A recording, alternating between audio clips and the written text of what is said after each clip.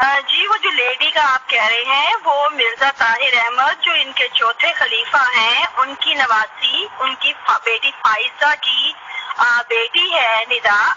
اور اس کے باپ کا نام مرزا لقمان ہے، جو مرزا لقمان مرزا ناصر جو تیسرے خلیفہ ہے ان کا بیٹا ہے مرزا ناصر، یعنی تیسرے خلیفہ کی پوتی، چوتھے خلیفہ کی نواسی۔ اور لقمان جو ہے وہ بدنام زمانہ جو ربا کا، جس کے بارے میں نے بیشتر آپ کو دفعہ اپنی آڈیوز میں کہا ہوا ہے کہ وہ مطلب ربا میں کیا ویسے ہی مشہور وومنائزر قسم کا انسان، عیاش جو اپنے زمانے کا رہا ہے، وہ مرزا لقمان، یہ وہ اس کی بیٹی ہے۔ اور اس نے جو کلیم کیا ہے وہ یہ کہ 5 سال کی عمر میں اپنے سگے باپ سے ریپ ہوئی پہلے، اس کے بعد ماں بجائے اس کی حفاظت کرنے کے، باپ سے بچانے کے لیے اس کو ربا لے گئی، وہاں جا کے مرزا مسرور کے سالے جو ہے سارے محترم محمد شاہ کے محمود شاہ، اس کے ساتھ ریپ ہوئی، اور بہت سے۔ تو اس نے بیسکلی جو آئی ہے کہ انگلینڈ آ کے کیس کرنا چاہ رہی ہے یا دائر کر کیا ہے وہ اپنے باپ کے خلاف، پہلا مین، پھر باقی جماعت کے ناظران۔ جی ویسے تو گو کہ یہ کوئی ایسا میرے لیے حیران کن نہیں، میں آپ لوگوں کو پہلے ہی بتا رہی ہوں، پیچھے 2 سال سے جو میں سیکھ رہی ہوں ملائیشیا کے سلسلے میں، وہ بھی تو یہی مسئلہ ہے۔ وہاں ملائیشیا میں بھی تو لوگوں کا آپ کے سامنے میں کہہ رہی ہوں کتنی خواتین کے ساتھ جو جنسی استحصال ہوا ہے، اور میں بتا رہی ہوں جس پہ یہ لوگ یہاں پہ ان کے جو کتے انہوں نے چھوڑے ہوتے ہیں جو ہر وقت میں نہ مانو کرتے رہتے ہیں۔ بالکل بالکل، یہ بیچ میں سب رشتے دار ہیں، اور ایون کہ وہ جو آڈیو میں نام لے رہی ہے ڈاکٹر مبشر کو چاچا کہہ رہی ہے، اور سب ان کے رشتے دار ہیں نا۔ اور آپ نے آڈیو ذرا غور سے سنا اس بچی کی، اور یہ بات کوئی ایسی نہیں ہے جو پہلی دفعہ میرے لیے، ہاں مجھے اس چیز کی آپ یقین مانے، میں نے اس کی آڈیو سنی ہے اور مجھے خون کے آنسو رونے پہ مجبور کیا ہے اس بچی نے، کہ جس طرح وہ اپنا درد کا اظہار کر رہی ہے، اور آپ کو اس کی ایٹیٹیوڈ سے بھی صاف دکھائی دے رہا ہے کہ وہ نفسیاتی طور پہ وہ بری طرح نفسیاتی الجھنوں کا شکار ہے۔ ظاہر ہے جو بچی ایک زمانے سے، ایک عرصے سے وہ شکار ہو رہی ہے جنسی ابیوز کا، تو وہ کیسے نارمل ہوگی؟ اور وہ ایڈمٹ کر رہی ہے آڈیوز میں مرزا مسرور سے کہ آپ کو پتا ہے کہ میں انہی سائیکائٹرسٹ اس وقت پاکستان کے بہترین سائیکائٹرسٹ ہیں جن کی طرف آپ نے مجھے بھجوایا تھا، میں انہی سے اپنا علاج برسوں سے کروا رہی ہوں۔ یہ اس نے اقرار کیا ہے وہاں پہ، آپ مطلب دیکھتے جائیں اس کی باتیں، اور وہ بتا رہی ہے کہ ان سائیکائٹرسٹ نے مجھے یہ کہا ہے کہ میرا یہ باقاعدہ، اور 5 سال کی عمر میں اپنے باپ سے ریپ ہوئی ہے، اور مرزا مسرور کو پتا تھا اس تمام ٹائم پہ کہ وہ بچی اپنے باپ سے ریپ ہوئی، اور باپ بھی کوئی عام انسان نہیں ہے، تیسرے خلیفہ کا بیٹا، چوتھے خلیفہ کا داماد، بدنام زمانہ، اور سب سے بڑی بات یہ کہ خلیفہ جو خدا بناتا ہے اس کمیٹی کا ممبر، خلافت کمیٹی کا ممبر ہے مرزا لقمان، یہ اس کے ساتھ اس کے اوپر ریپ کا الزام ہے ابھی اس بچی کا، اپنی ہی سگی بیٹی کا۔ اب سوچیں گے انسانیت کی کیا دیکھیاں، ہم یہاں رو رہے ہیں عام پبلک پہ، عام لیول پہ، کہ عقیدت مندوں کا کیا حال ہوگا، خواتین کا، جبکہ ان کے اپنے گھروں میں مقدس رشتے۔ اور احاطہ خاص کو وہ بچی کہہ رہی ہے کہ احاطہ خاص کا مطلب یہ ہے جو شاہی خاندان کا علاقہ ہے، ربا کا جو شاہی خاندان کا علاقہ ہے، جو قصر خلافت کا ایریا ہے، جہاں پہ صرف شاہی خاندان، مرزا خاندان رہتا ہے، اس کو احاطہ خاص کہا جاتا ہے۔ اور وہ بچی وہاں پہ بار بار کہہ رہی ہے احاطہ خاص جو ہے وہ ریڈ زون ایریا ہے۔ اور آپ دیکھیں میری پچھلے آڈیوز میں پچھلے کئی سالوں سے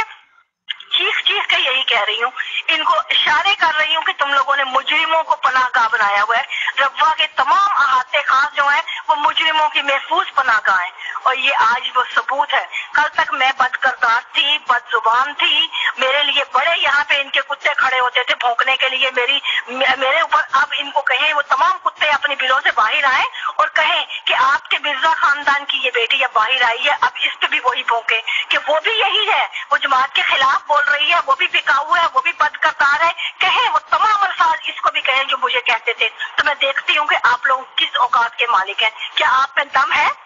یہ ہے ان کی اوقات۔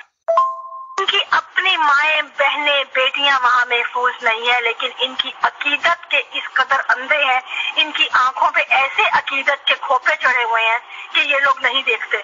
بچیوں کی عزتیں لوٹیں، बेटियां चाहे बर्बाद हों, माएँ चाहे जो उनकी इज्जतें तार हों, इनको कोई परवाह नहीं है। इन्होंने अकीदत के नशे में टुन है, इनको इनसे परवाह नहीं है। इज्जत लुटती है भले लुटे, लेकिन इनको इनकी जो है ना, बस ये किसी तरह भी इनकी अकीदत को कोई ना, किसी तरह भी इनकी अकीदत के ऊपर ना बनाए। बस मेरे साथ 30 बरस पहले जो वाकया हुआ था, जिस पे मैंने शोर मचाया था, और उस वक्त मैं नौजवान थी, बच्ची थी मैं, वो बच्ची जो एक अकीदत रखती थी, इस अकीदे की इतनी यहाँ पली बड़ी थी, लेकिन उसकी इज्जत महफूज नहीं थी। उसके ऊपर इस तरह हमले हुए थे चारों तरफ से, और उसका किसी ने साथ नहीं दिया था पूरे शहर में। और अगर साथ दिया था तो उस वक्त के हाकिम ने, जिसको सियासतदान कहा जाता है, भले वो उन सियासतदानों को आप करदार का बुरा कहें, भले वो दूसरों की इज्जतें पामाल करते हों, लेकिन मैं कहूंगी वो इनसे कहीं बेहतर थे कि उसके आवाज देने पे, नवाज शरीफ को खत लिखने पे वो आया और आके तफ्तीश की उस वाक़े की, और किसी न किसी तरह उन्होंने उसका अजाला करने की, जो भी था वो, कि हमें बाद में जमात ने वहां से मजबूर किया कि हम छुप जाएं, कोई काबू नहीं आया उस वक्त। लेकिन उस वक्त मेरी आंखों के सामने तमाम मंजर आ चुका था कि रब्बा का क्या हाल है। और जब मैं बोलने लगी थी कि रब्बा में बच्चियों की इज्जत महफूज नहीं है किसी, और ये कहते थे मुझे, बेशुमार मर्दों ने मुझे कहा कि नहीं, झूठे बहतान लगाती हो, गलत कहती हो, और मैं उनको बार बार कहती थी, मेरे करीबी, मैं कहती थी ऐसे मत बोले आप मुझे झूठा कहने से पहले, क्योंकि आप लोग वो नहीं है, आप लोग वो विक्टिम नहीं है। विक्टिम जो होता है वो उसका सच अपना होता है। जिनके घर में मर्द है या भाई है, उनको ये हाथ नहीं डालते, ये हम हमेशा कमजोर टारगेट तलाश करते हैं, और जब निहत्ता होगा उसी के ऊपर डालेंगे हाथ। और ये दोस्त जो जिनके घर में भाई है या बाप है, उनको तो ये सीन नहीं मिला देखने को, और जिनको मिला उनको ये झूठा झूठा कहते हुए इन लोगों ने अपनी जमात की साख बचाने के लिए, कि कहीं जमात की बदनामी ना हो जाए, तो कितने साल बच गई बदनामी? मुझे जवाब दें ये सारे। 30 साल का अरसा गुजरा मेरे चीखने पे, और ये आज निदा सामने के सामने आने पे। 30 साल आप लोग अपनी इज्जत बचा पाए, अपने जमीर मुर्दा करके। अपने इस 30 सालों में आपने कितनी बच्चियों की इज्जतें रोंदी, इनका जवाब दे आपको होना है।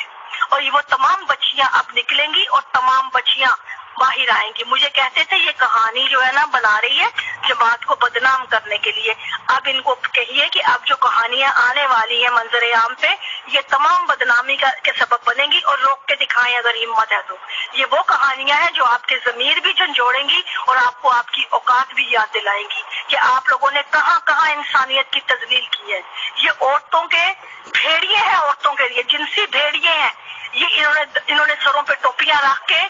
पूरी देखने वालों को, जितनी पब्लिक है बाहर दुनिया की, उनको बहुत इन्होंने धोखा दिया है, और अब तक देते आ रहे हैं। दुनिया की नजर में इन्होंने अपना जो एक